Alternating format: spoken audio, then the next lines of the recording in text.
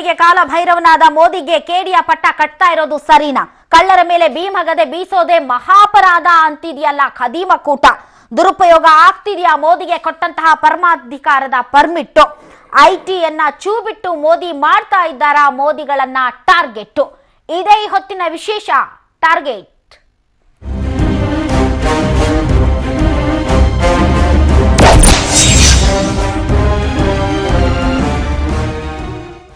ಕಾಳಧನ ಕದೀಮ ಕುಳಗಳ ಸಂಹಾರಕ್ಕೆ ಅಂತ ಪ್ರಚಂಡ ಪ್ರಧಾನಿ ನರೇಂದ್ರ ಮೋದಿ ಅಕ್ಷೀಣ ಬಲ ಬ್ರಹ್ಮಾಸ್ತ್ರವನ್ನೇ ಪ್ರಯೋಗ ಮಾಡಿದ್ದಾರೆ. ನಿಯತ್ತು ಪ್ರಾಮಾಣಿಕತೆಯಿಂದ ದುಡಿದು ತಿನ್ನುತ್ತಿರುವಂತಹ ಕೋಟ್ಯಾಂತರ ಬದುಕುಗಳು ನೋಟ್ ಬ್ಯಾನ್ ಬಾಣದ ಗುರಿಯಲ್ಲ ಅನ್ನೋದು ಸತ್ಯ.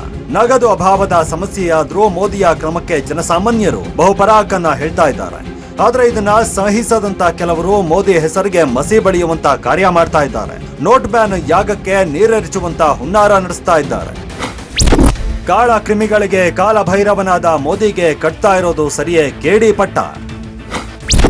ಕಳ್ಳರ ಮೇಲೆ ಭೀಮಗದೆ ಬೀಸೋದೆ ಮಹಾಪರಾಧ ಅಂತಿದ್ಯಲ್ಲ ಖದೀಮ ಕೂಟ.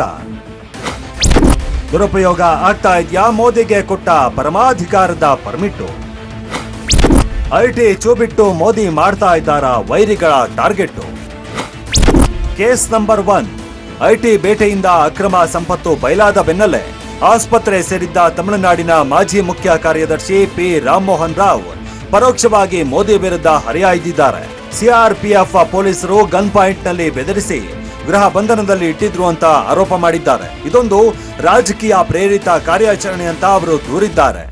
CRPF enters the secretariat. What guts they have got? It is the state government elected by the people of Tamil Nadu. What business CRPF got into Chief Secretary's chamber? What business they have got? Whose permission they have got? Did they get the Honorable Chief Minister's permission? At gunpoint, CRPF entered my house. Case number 2, Bahujan Samajwadi ಪಕ್ಷದ ಖಾತೆಯಲ್ಲಿ ಜಾರಿ ನಿರ್ದೇಶನಾಲಯ ಪತ್ತೆ ಹಚ್ಚಿರುವಂತಹ ಹಣ ಸಕ್ರಮ ಅಂತ ಪಕ್ಷದ ಮುಖ್ಯಸ್ಥೆ ಮಾಯಾವತಿ ಸಮರ್ಥಿಸಿಕೊಂಡಿದ್ದಾರೆ. ಇಡಿ ದಾಳಿ ಹಿಂದೆ ಬಿಜೆಪಿಯ ಕುಮ್ಮಕ್ಕು ಇದೆ ಅಂತ ಮೋದಿ ವಿರುದ್ಧ ವಾಗ್ದಾಳಿ ನಡೆಸಿದ್ದಾರೆ. केंद्र की सरकार के लोग अपनी सरकारी मशीनरी का दुरुपयोग करके जो बीएसपी व इसकी सर्वोच्च नेतृत्व की छवि को खराब व धूमिल करने की पूरी कोशिश में लगे हुए हैं, लेकिन इन सबसे इनकी दलितों के प्रति आज भी हीन व जातिवादी मानसिकता साफ झलकती है. ಮೋದಿ ಬಹುತೇಕ ವೈರಿಗಳನ್ನ ಮಟ್ಟ ಹಾಕೋದಕ್ಕೆ ತನಿಖಾ ಸಂಸ್ಥೆಗಳ ದುರುಪಯೋಗ ಪಡಿಸಿಕೊಳ್ತಾ ಇದ್ದಾರೆ ಅನ್ನೋದು ಈ ಎಲ್ಲರ ಒಟ್ಟಾರೆ ಆರೋಪ. ರಾಹುಲ್ ಗಾಂಧಿ ಕೂಡ ಇದನ್ನೇ ಹೇಳ್ತಿದ್ದಾರೆ. ಆದ್ರೆ ಬಹುತೇಕ ಜನರು ಮಾತ್ರ ಮೋದಿ ಪರ ನಿಂತಿದ್ದಾರೆ. ಎಸ್, ನೋಡಿದ್ರಲ್ಲ ವೀಕ್ಷಕರೇ. ಹಾಗಾದ್ರೆ ಪ್ರತಿಪಕ್ಷಗಳು ಮಾಡ್ತಾ ಇರುವಂತಹ ಆರೋಪ ನಿಜಕ್ಕೂ ಮೋದಿ ಅವರು ಟಾರ್ಗೆಟ್ ಮಾಡ್ತಾ ಇದ್ದಾರಾ? ಪ್ರಭಾವಿ ರಾಜಕಾರಣಿಗಳನ್ನ ಈ ರೀತಿ ಇಕ್ಕಟ್ಟಿಗೆ ಸಿಲುಕಿಸಿ ಐಟಿಯನ್ನ ದುರ್ಬಳಕೆ ಮಾಡ್ಕೊಳ್ತಾ ಇದ್ದಾರಾ? ಇನ್ನೊಂದು ಕಡೆ ಕಾಳ ಧನಿಕರ ವಿರುದ್ಧ ಏನು ರಣಕಹಳೆಯನ್ನ ಮೊಳಗಿಸಿದ್ದಾರೆ ಮೋದಿ, ಅದನ್ನ ಪ್ರತಿಪಕ್ಷಗಳು ಈ ರೀತಿ ಟೀಕೆ ಮಾಡೋದ್ರಿಂದ ಪ್ರತಿಪಕ್ಷಗಳಿಗೆ ಆಗ್ತಾ ಇರುವಂತಹ ಲಾಭ ಆದ್ರೂ ಏನು? ಎಲ್ಲ ವಿಚಾರಗಳ ಕುರಿತಂತೆ ಇಂದಿನ ವಿಶೇಷ ಕಾರ್ಯಕ್ರಮದಲ್ಲಿ ಚರ್ಚೆ ಮಾಡೋದಕ್ಕೆ ನಮ್ಮೊಂದಿಗೆ ಅತಿಥಿಗಳಿದ್ದಾರೆ. ಬನ್ನಿ ಅವರನ್ನ ವೆಲ್ಕಮ್ ಮಾಡೋಣ. ನಮ್ಮೊಂದಿಗೆ ಇದ್ದಾರೆ ಕಾಂಗ್ರೆಸ್ನ ಹಿರಿಯ ನಾಯಕರಾದಂತಹ ಛಲವಾದಿ ನಾರಾಯಣ ಸ್ವಾಮಿ ಅವರು. ಸರ್, ತಮಗೆ ವಿಶೇಷ ಕಾರ್ಯಕ್ರಮಕ್ಕೆ ಸ್ವಾಗತ. ಇನ್ನು ಬಿಜೆಪಿಯ ಶಾಸಕರು ಮತ್ತು ಮುಖಂಡರು ಆದಂತಹ ಅಶ್ವಥ್ ನಾರಾಯಣ ಅವರು. ಸರ್, ತಮಗೂ ಕೂಡ ವಿಶೇಷ ಕಾರ್ಯಕ್ರಮಕ್ಕೆ ಸ್ವಾಗತ. ಇನ್ನು ಬಿಎಸ್ಪಿ ಇಂದ ಹರಿರಾಮ್ ಅವರು, ತಮಗೂ ಕೂಡ ಸ್ವಾಗತ ಹರಿರಾಮ್ ಅವರೇ. ಇನ್ನು ಜೆಡಿಎಸ್ ನ ಹಿರಿಯ ಮುಖಂಡರಾದಂತಹ ಮರಲಿಂಗೇಗೌಡರು. ಸರ್, ತಮಗೂ ಕೂಡ ವಿಶೇಷ ಕಾರ್ಯಕ್ರಮಕ್ಕೆ ಸ್ವಾಗತ. ಮೊದಲನೇದಾಗಿ ನಾರಾಯಣ ಸ್ವಾಮಿ ಸರ್, ಇವತ್ತು ಒಂದು ಪ್ರತಿಪಕ್ಷಗಳ ಒಗ್ಗಟ್ಟಿನ ಪ್ರದರ್ಶನ ನಡೆಯಿತು. ಅದರಲ್ಲಿ ರಾಹುಲ್ ಗಾಂಧಿ ಅವರಿದ್ರು, ಮಾಯಾವತಿ ಅವರಿಲ್ಲ, ಮಮತಾ ಬ್ಯಾನರ್ಜಿ ಅವರಿದ್ರು, ಲಲ್ಲೂ ಪ್ರಸಾದ್ ಅವರಿದ್ರು. ಇವೆರಡೇ ಒಂದಿಷ್ಟು ವ್ಯಾಲಿಡ್ ಫೇಸ್ ಗಳಿದ್ದಂಗೆ ಕಾಣ್ತಾ ಇತ್ತು. ಬಿಟ್ರೆ ಸುಮಾರು 16 ಪ್ರತಿಪಕ್ಷಗಳ ಕೂಟದಲ್ಲಿ ಭಾಗಿಯಾಗಿದ್ದು 8 ಪ್ರತಿಪಕ್ಷಗಳು ಮಾತ್ರ ಈ ಒಂದು ಸಭೆಯಲ್ಲಿ. ಅಂದ್ರೆ ಪ್ರತಿಪಕ್ಷಗಳ ಒಗ್ಗಟ್ಟಿನಲ್ಲಿ ಎಲ್ಲೋ ಒಂದು ರೀತಿ ಒಡಕು ಇದೆ ಅನ್ನೋದು ಇವತ್ತು ಪ್ರದರ್ಶನ ಆಯಿತು. ಹಾಗಾದ್ರೆ ನಿಜಕ್ಕೂ ಕೂಡ ಈ ಡಿಮಾನಿಟೈಸೇಷನ್, ನೋಟ್ ಬ್ಯಾನ್ ವಿರುದ್ಧದ ಒಂದು ಕಾಮನ್ ಅಜೆಂಡಾ ಏನಿದೆ, ಒಬ್ಬೊಬ್ರಲ್ಲಿ ಒಂದೊಂದ್ ತರ ಇದೆ, ಒಂದು ಐಕ್ಯತೆ ಇಲ್ಲ ಅಂತ ಹೇಳಿ ಒಬ್ಬೊಬ್ರಿಗೆ ಒಂದೊಂದ್ ತರ ಅಭಿಪ್ರಾಯ ಇದೆ. ಆ ರೀತಿ ಏನೂ ಇಲ್ಲ. ಇದುವರೆಗೂ ಬಿಗಿನಿಂಗ್ ಅಲ್ಲಿ ಎಲ್ಲರೂ ಕೂಡ ಸೇರಿ ಪ್ರತಿಭಟನೆಗಳನ್ನು ಮಾಡಿದ್ದನ್ನೆಲ್ಲ ನೋಡಿದ್ವಿ. ಇವತ್ತು ಏನಾಗಿದೆ ಅಂತಂದ್ರೆ ಪ್ರತಿಭಟನೆ ಅಲ್ಲ, ವಿರೋಧನೆ ಮಾಡ್ತಾ ಇಲ್ವಲ್ಲ ನೀವು ಕಾಂಗ್ರೆಸ್ ಅವರು. ನಾವು ಡಿಮಾನಿಟೈಸೇಷನ್ ನಾವು ವಿರೋಧ ಮಾಡ್ತೀವಿ ಅಂತ ನೀವು ಹೇಳ್ತಾ ಇಲ್ಲ, ಅದನ್ನ ಇದು ಯಾವ ರೀತಿ ಇಂಪ್ಲಿಮೆಂಟ್ ಮಾಡಿದ್ದಾರೆ ಅನ್ನೋದ್ರ ಬಗ್ಗೆ ನಿಮ್ ವಿರೋಧ ಇರೋದು. ನೋಡಿ, ದೇಶದಲ್ಲಿ ಬದಲಾವಣೆ ತರಬೇಕು ಅಂತೇಳಿ ಒಂದು ಆಡಳಿತ ಸರ್ಕಾರ ಯಾವುದೇ ತೀರ್ಮಾನಗಳನ್ನು ಕೊಂಡಾಗ ಅದರ ಸಾಧಕ ಬಾಧಕಗಳನ್ನ ಹೇಳಬಹುದು. ಈಗ ಯಾವುದೋ ಬೆಲೆ ಹೆಚ್ಚಾದಾಗ ಬಡವರಿಗಾಗಿ ಅನ್ಯಾಯ ಆಗ್ತಾ ಇದೆ, ಅದನ್ನು ಕಡಿಮೆ ಮಾಡಿ ಅಂತ ವಿರೋಧ ಮಾಡಬಹುದು. ಅದೇ ಇದು ದೇಶದ ಅರ್ಥವ್ಯವಸ್ಥೆಯನ್ನ ಉತ್ತಮಗೊಳಿಸ್ತೇವೆ, ಬಡವರಿಗೆ ಒಳ್ಳೇದಾಗ್ತದೆ ಅಂತಕ್ಕಂಥ ಬೇಜಾನ್ ಕಲ್ಲರ್ ಕೊಟ್ಟು ಹೇಳಿದಾಗ ಸೊ ಜನ ಏನು ಹೇಳ್ಕೊಂಡ್ರು, ಓ ದೇಶಕ್ಕೇನೋ ಒಳ್ಳೇದಾಗ್ತದೆ, ನಮಗೆ ಮುಂದಿನ ದಿನಗಳು ಒಳ್ಳೇದಾಗ್ತದೆ ಅಂತ. ಡಿಮಾನಿಟೈಸೇಷನ್ ಆಯಿತು, ನಿಮ್ಮದೊಂದು ಪ್ರಕ್ರಿಯೆ, ನೀವು ಮಾಡಬೇಕು ಅಂತಿದ್ದೀರಿ ಮಾಡ್ರಿ, ಆದರೆ ಜನರಿಗೆ ತೊಂದರೆ ಆಗಬಾರ್ದು. ಆದ್ರೆ ಈಗ ಬೇಕಾದಷ್ಟು ತೊಂದರೆ ಆಗಿಬಿಟ್ಟಿದೆ, ಅದನ್ನ ತಪ್ಪಿಸ್ಬೇಕು ಅನ್ನೋದು ಕಾರಣಕ್ಕೆ ತಪ್ಪಿಸ್ಬೇಕು. ಜನರಿಗೆ ತೊಂದರೆ ಆಗಿದೆ ಅಥವಾ ಜನರಿಗೆ ತೊಂದರೆ ಆಗಿಲ್ಲ, ಓಕೆ, ಬಟ್ ಡಿಮಾನಿಟೈಸೇಷನ್ ಒಂದು ಪೊಲಿಟಿಕಲ್ ಅಸ್ತ್ರವಾಗಿ ಬಳಕೆ ಆಗ್ತಾ ಇದೆ. ಇವತ್ತು ಆದಂತಹ ಪ್ರೆಸ್ ಮೀಟೇ ಅದಕ್ಕೆ ಸಾಕ್ಷಿ. ಇವತ್ತು ನಡೆದಿದ್ದು ಏನು ಅಂತಂದ್ರೆ ಪ್ರತಿಪಕ್ಷಗಳು ಒಂದು ಒಗ್ಗಟ್ಟನ್ನ ಪ್ರದರ್ಶನ ಮಾಡಿದ್ವು ಇದೇ ನೋಟ್ ಬ್ಯಾನ್ ವಿರುದ್ಧವಾಗಿ.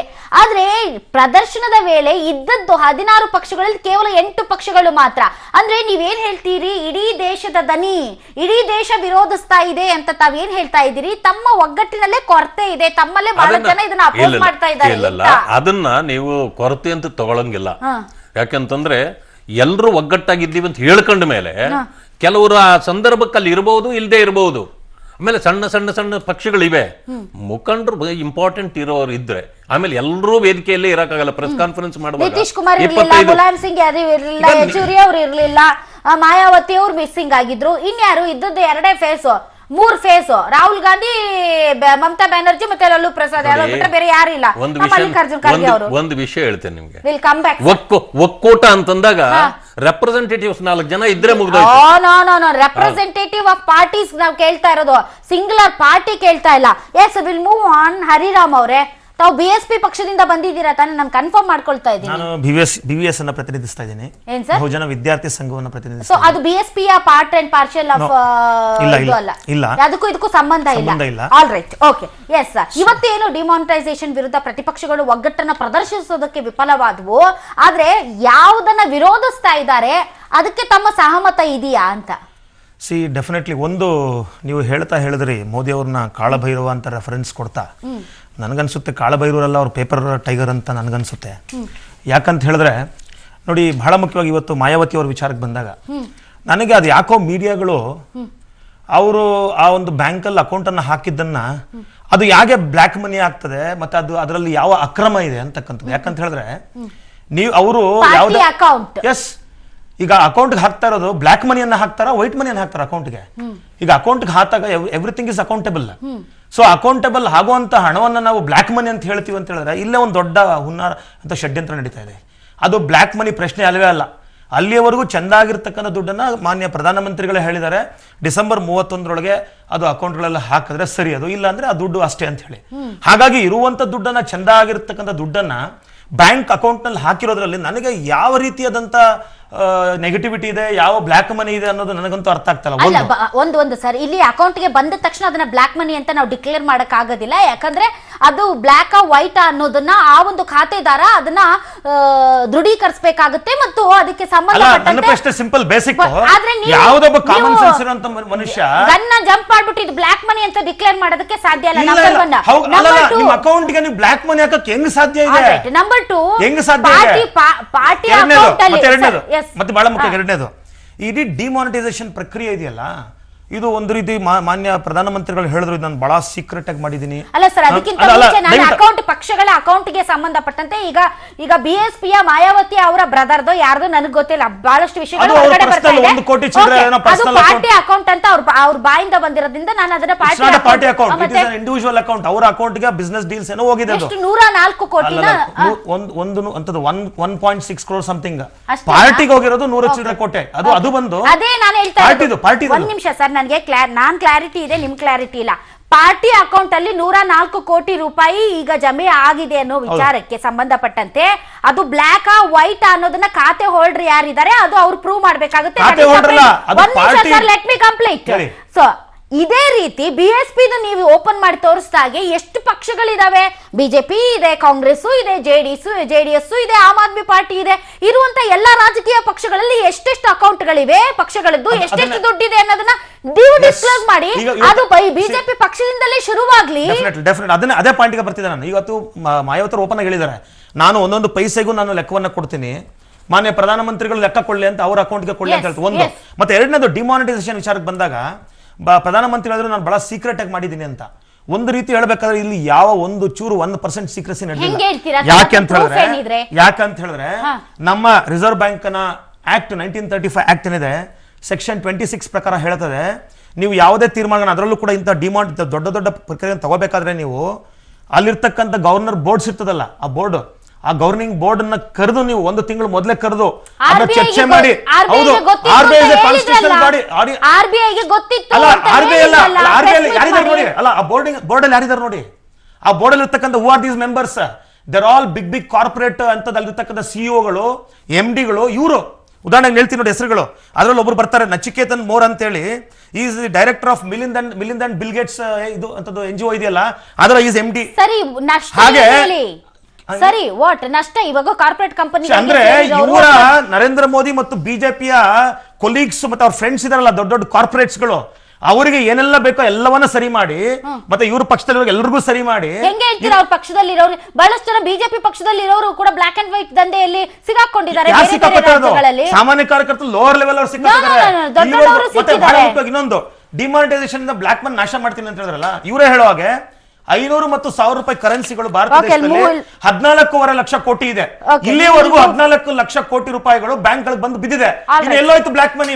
ಬ್ಲಾಕ್ ಮನಿ ಈಗ ನೀವು ಹೇಳ್ತಿದ್ದೀರಾ, ಒಂದು ಮೊದಲೇ ಗೊತ್ತಿತ್ತು ಅಂತೀರಾ, ಕಾರ್ಪೊರೇಟ್ ಕಂಪನಿಗಳಿಗೆ ಹೆಲ್ಪ್ ಮಾಡಿದ್ರು ಅಂತ ಹೇಳ್ತೀರಾ. ಬಟ್ ರಿಯಲ್ ಪಾಯಿಂಟ್ ಇರೋದು, ಮಮತಾ ಬ್ಯಾನರ್ಜಿ ಅವರು ಹೇಳ್ತಾರೆ, ಒಂದು ವೇಳೆ ಪರಿಸ್ಥಿತಿ ಇನ್ನು 4 ದಿನಗಳಲ್ಲಿ ಸುಧಾರಿಸಲಿಲ್ಲ ಅಂದ್ರೆ ಪ್ರಧಾನಮಂತ್ರಿಗಳು ರಾಜೀನಾಮೆ ಕೊಡ್ತೀರಾ ಅಂತ ಕೇಳ್ತಾರೆ ಅವರು.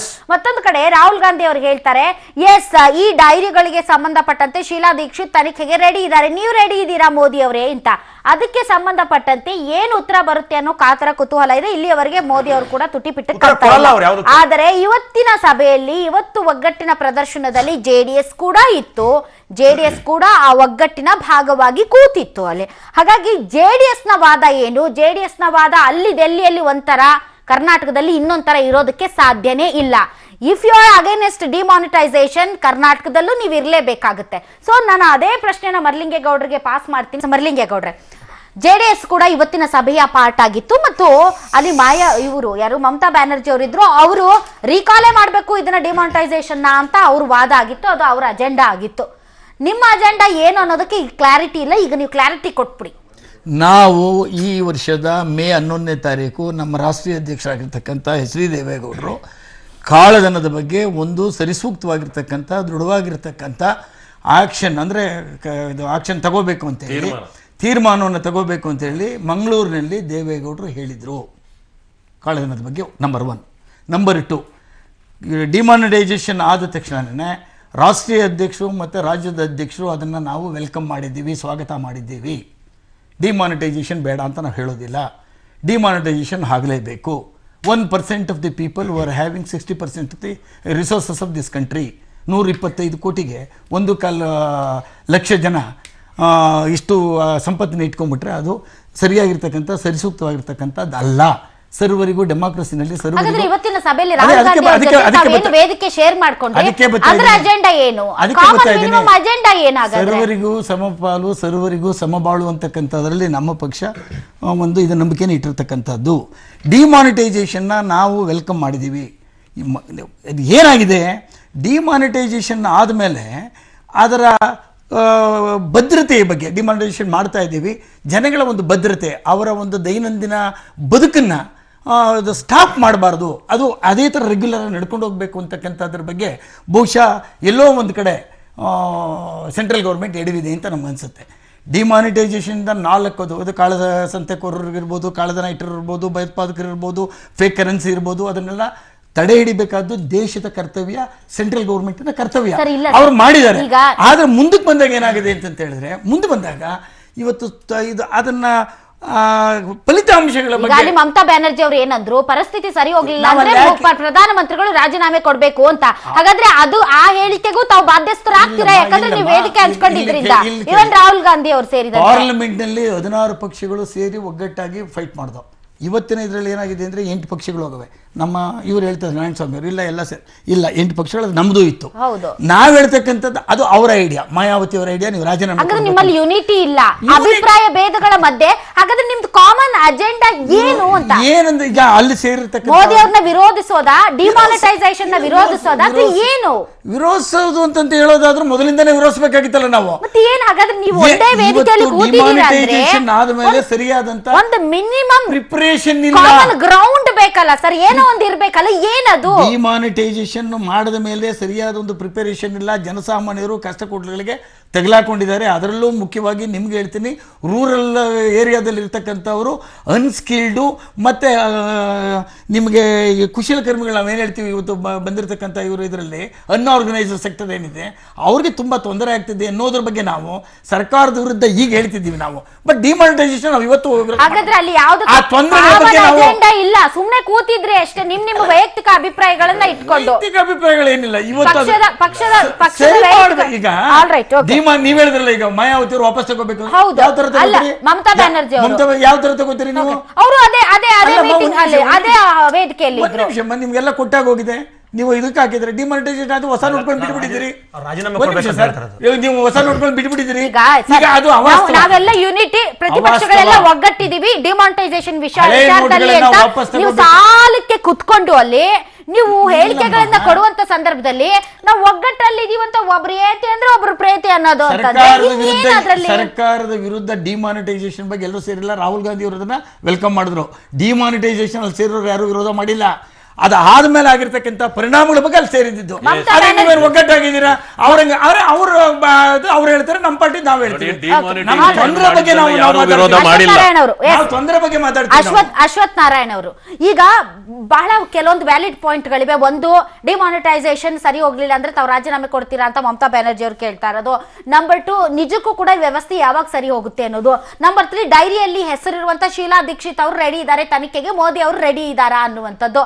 ಎಲ್ಲದಕ್ಕೂ ರಾಹುಲ್ ಗಾಂಧಿ ಮಾತಿನಲ್ಲಿ ಪರಿಪಕ್ವತೆ ಇಲ್ಲ. ಅವ್ರು ಜೋಕರ್ ಅನ್ನೋ ರೀತಿಯಲ್ಲಿ ಬಿಂಬಿಸಿದ್ರೆ ಅವ್ರ ಮಾತಿಗೆ ಬೆಲೆ ಇಲ್ವಾ? ಹಾಗಾದ್ರೆ ಅವ್ರು ಬಿಡಿ, ಅವ್ರ ಮುಖ ಜೋಕರ್ ತರನೇ ಇರ್ಲಿ. ಅಂದ್ರೆ ಬಿಜೆಪಿ ಏನನ್ನ ಪ್ರೂವ್ ಮಾಡೋದಕ್ಕೆ ಹೊರಟಿದೆ ಅಂತ ಈ ವಿಚಾರದಲ್ಲಿ?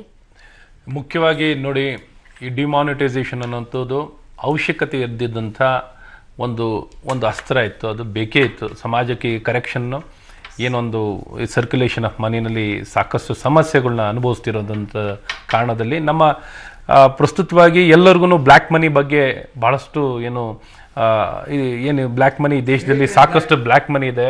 ಅದ್ಯಾವುದು ಟ್ಯಾಕ್ಸ್ ಕಟ್ಟದೇನೆ ಎಲ್ಲ ಸೇರ್ಕೊಂಡಿದೆ. ಎಲ್ಲೆಲ್ಲೋ ಸರ್ಕ್ಯುಲೇಷನಲ್ಲಿಲ್ಲ, ಕೆಲವು ಜಾಗದಲ್ಲಿ ಅದು ಸೇರ್ಕೊಂಡ್ಬಿಟ್ಟಿರ್ತದೆ, ಸ್ಟಕ್ ಆಗಿರ್ತದೆ, ಆಚೆ ಬರ್ತಿಲ್ಲ ಅಂತ. ಮತ್ತು ಅವ್ರು ಯಾರು ಸರಿಯಾದ ರೀತಿ ಟ್ಯಾಕ್ಸ್ ಕಟ್ತಿಲ್ಲ, ಮತ್ತು ಕೌಂಟರ್ಫಿಟ್ ನೋಟು ಬೇರೆ ಬೇರೆ ಭಯೋತ್ಪಾದನೆಗೆ ಫೀಡ್ ಆಗ್ತಿದೆ. ಅದು ಇದು ಸಮಸ್ಯೆಗಳು ನಾನಾ ರೀತಿ ಎಲ್ಲಾ ರೀತಿ ಮೋದಿ ಅವರು ಟಾರ್ಗೆಟ್ ಮಾಡ್ತಾ ಇದ್ದಾರೆ. ತಮಿಳುನಾಡಿನಲ್ಲಿ ಅವರು ರಾವ್ ಅವರ ವಿಚಾರದಲ್ಲಿ ಅವ್ರು ಹೇಳ್ತಾರೆ, my life is in danger ಅಂತ, ನನ್ ಮೇಲೆ ಬೇಕು ಅಂತ ಅಸ್ತ್ರವನ್ನ ಪ್ರಯೋಗ ಮಾಡಿದ್ದಾರೆ ಅಂತಾರೆ. ಮಾಯಾವತಿ ಅವರು ಹೇಳ್ತಾರೆ ನಾನು ದಲಿತ ಅನ್ನೋ ಕಾರಣಕ್ಕೆ ನನ್ನ ಟಾರ್ಗೆಟ್ ಮಾಡ್ತಾ ಇದ್ದಾರೆ ಅಂತ.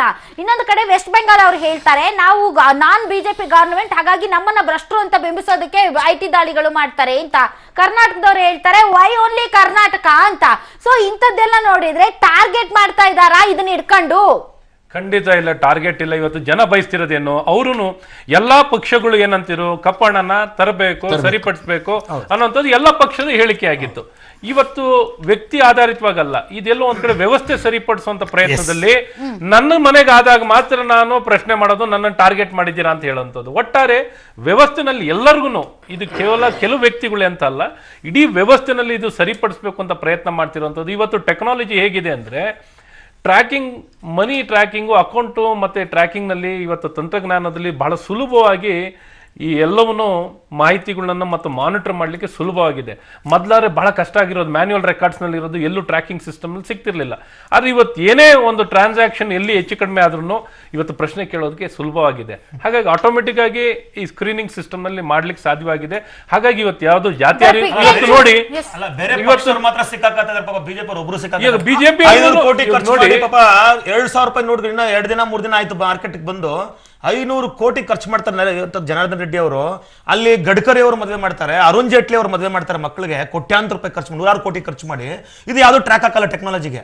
ಇಲ್ಲಿ ಟ್ರ್ಯಾಕ್ ಆಗತಕ್ಕಂಥದ್ದು ಸೇಮ್ ಇದೇನಿಲ್ಲ. ಇದು ಇಂದಿರಾ ಗಾಂಧಿ ಅವರು ಏನೋ ಎಮರ್ಜೆನ್ಸಿ ಟೈಮಲ್ಲಿ ಏನನ್ನ ಮಾಡಿದ್ರು ಸೇಮ್ ಸ್ಟ್ರಾಟಜಿಯನ್ನ ಸೇಮ್ ಇದನ್ನ ನರೇಂದ್ರ ಮೋದಿ ಅವರು ಮಾಡ್ತಾ ಇದ್ದಾರೆ. ಮತ್ತೆ ಇವತ್ತು ನರೇಂದ್ರ ಮೋದಿ ಮಾಡ್ತಕ್ಕಂಥದ್ದು ಇದೆಯಲ್ಲ, ಇವತ್ತು ನಾನು ಎಕನಾಮಿನ ಸರಿಪಡಿಸ್ತೀನಿ ಅಂತ ಹೇಳಿ ಎಕನಾಮಿನ ಯಾವ ಹಂತಕ್ಕೆ ತಗೊಂಡೋಗಿದ್ದಾರೆ ಅಂದ್ರೆ, ಇವತ್ತು ಎಲ್ರಿಗೂ ಗೊತ್ತಿದೆ ಅಗ್ರಿಕಲ್ಚರ್ ಆಲ್ಮೋಸ್ಟ್ 60% ಬಿದ್ದೋಗಿದೆ, ಸ್ಮಾಲ್ ಸ್ಕೇಲ್ ಇಂಡಸ್ಟ್ರೀಸ್ ಆಲ್ಮೋಸ್ಟ್ 70% ಬಿದ್ದೋಗಿದೆ, ಎಷ್ಟು ಜನ ಸತ್ತೋಗಿದ್ದಾರೆ, ಎಷ್ಟು ಆಲ್ಮೋಸ್ಟ್ 1 crore ಜಾಬ್ಸ್ ಅನ್ನ ಕಳ್ಕೊಂಡಿದೀವಿ. Where are we heading? ಎಲ್ಲಿ ಹೋಗ್ತಾ ಇದೀವಿ? ಡಿಮಾನಿಟೈಸೇಷನ್ ಇಂದ ದೇಶವನ್ನು ಉದ್ಧಾರ ಮತ್ತೆ ಏನೋ ಬ್ಲಾಕ್ ಮನಿ ತರ್ತೀವಿ ಅಂತ ಹೇಳಿದ್ರು. ಎಲ್ಲಿ ತಂದ್ರಿ ನೀವು ಬ್ಲಾಕ್ ಮನಿ? ಹೇಳಿದ್ನಲ್ಲ ಅವಾಗಲೇ 14.5 ಲಕ್ಷ ಕೋಟಿ 1,000 ರೂಪಾಯಿ 500 ರೂಪಾಯಿ ದುಡ್ಡಿತ್ತೆ ಅಂತ ಹೇಳಿದ್ರೆ ಈಗ 14 ಲಕ್ಷ ಕೋಟಿ ಆಲ್ರೆಡಿ ಡೆಬಿಟ್ ಆಗ್ಬಿಟ್ಟಿದೆ ಬ್ಯಾಂಕ್ಗಳಲ್ಲಿ. ಎಲ್ಲೋಗಿದೆ ಬ್ಲಾಕ್ ಮನಿ? 12 ಲಕ್ಷದ 40 ಈಗ ಇವ್ರು ಏನ್ ಹೇಳ್ತಿದಾರಲ್ಲ, 12 ಲಕ್ಷ ಈಗ ಡೆಬಿಟ್ ಆಗಿರೋದ್ರಿಂದ ತಾನೇ ಯಾರು ದುಡ್ಡು ಅಂತ ಕೇಳಿದ್ರು ಟ್ಯಾಕ್ಸ್ ಕಟ್ಟಿದ ಯಾವ ಸೋರ್ಸ್ ಅಂತ ಬಂದಿದೆ ಅಂತ ಈಗ ನಾವು ಪ್ರಶ್ನೆ ಮಾಡ್ಲಿಕ್ಕೆ ಅವಕಾಶ ಆಗುತ್ತೆ. ಇವತ್ತು ಸೋರ್ಸ್ ಇದು ಟ್ಯಾಕ್ಸ್ ಪೇಡ್ ಮನಿನ ಸ್ವಾಮಿ. ಈಗ ಅದಕ್ಕೆ ಚಲಾವಣೆನೇ ಇರಲ್ವಲ್ಲ ಸ್ವಾಮಿ, ಚಲಾವಣೆ ಬರ್ಬೇಕು ಅಂತ ಅಕೌಂಟಿಗೆ ಹರಿರಾಮ್ ಅವರೇ, ಡಿಮಾನಿಟೈಸೇಷನ್ ವಿರೋಧಿಸ್ತಾ ಇದ್ದೀರಾ? ನನ್ನ ವಿರೋಧ ಇರತಕ್ಕಂಥದ್ದು ಇದೆಯಲ್ಲ, ಅದು ಅಲ್ರಿ ಪ್ರಾಸೆಸ್ ಇದೆಯಲ್ಲ, ಪ್ರೊಸೆಸ್ ವಿರೋಧಕ್ಕೆ ವಿರೋಧ ಅಷ್ಟೇ. Come back on the break. ನೋಟುಗಳ ಕತೆ ಆಯಿತು, ಈಗ ಬೇನಾಮಿ ಆಸ್ತಿಗಳ ಕತೆ. ಕಪ್ಪು ಹಣ ನಿಯಂತ್ರಣಕ್ಕೆ ನೋಟ್ ಬ್ಯಾನ್ ಮಾಡಿರುವ ಪ್ರಧಾನಿ ನರೇಂದ್ರ ಮೋದಿ ಈಗ ಬೇನಾಮಿ ಆಸ್ತಿಗಳ ಮೇಲೆ ಕಣ್ಣು ಹಾಕದಂಗೆ ಕಾಣುತ್ತೆ. ರಿಯಲ್ ಎಸ್ಟೇಟ್ ಮೂಲಕ ತೆರಿಗೆ ವಂಚಿಸಿ ಬೇನಾಮಿ ಆಸ್ತಿ ಮಾಡಿರುವವರ ಮೇಲೆ ಕ್ರಮ ಕೈಗೊಳ್ಳುವುದಾಗಿ ನಿನ್ನೆಯಷ್ಟೇ ಮನ್ ಕಿ ಬಾತ್ನಲ್ಲಿ ಪ್ರಧಾನಿ ಹೇಳಿದ್ದರು. ಇನ್ನು ಮುಂದೆ ಬೇನಾಮಿ ಆಸ್ತಿ ಅಂದರೆ disproportionate to known sources of income ಅಂತಂದರೆ ಬಲ್ಲ ಮೂಲಗಳಿಂದ ಬರುವ ಆದಾಯಕ್ಕಿಂತ ಹೆಚ್ಚಿನ ಆಸ್ತಿಯನ್ನು ಸಂಪಾದಿಸಿರುವುದು ಅನ್ನೋ